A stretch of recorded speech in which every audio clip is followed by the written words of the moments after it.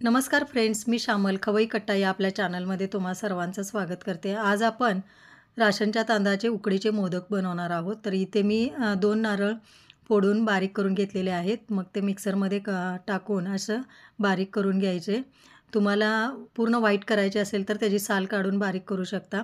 आता इथे कढईमध्ये मी गूळ आणि जे बारीक केलेलं खोबरं होतं ते गॅसवरती असं वितळायला ठेवलेलं आहे.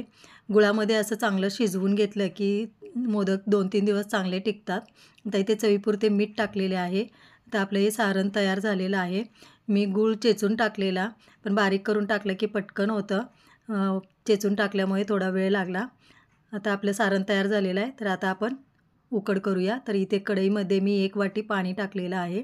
त्यामध्ये मीठ टाकायचं आणि हलवून पाण्याला चांगली उकळी आली की त्याच्यामध्ये ज्या वाटीने आपण पाणी टाकलं त्याच वाटीने पीठ टाकायचं. मी थोडंसं साईडला काढलं, जर जास्त झालं तर परत पातळ झालं तर वरून टाकायला, तर पूर्ण टाकावं लागलं.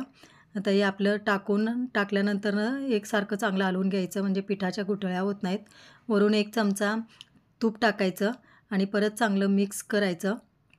आता हे आपले उकड तयार झालेले आहे. तर गॅस बंद करून 1-2 मिनटं झाकून ठेवायचे, म्हणजे छान वाफ येते.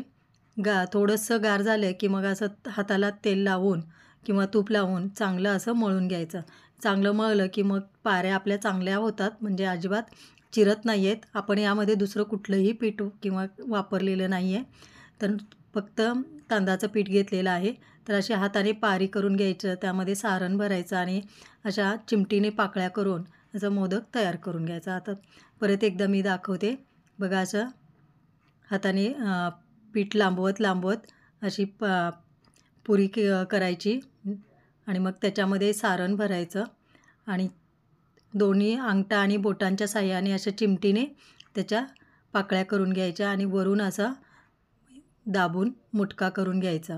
आता या पद्धतीने आपले सगळे मोदक बनवून झालेले आहेत. आता आपण उकडायला ठेवूया.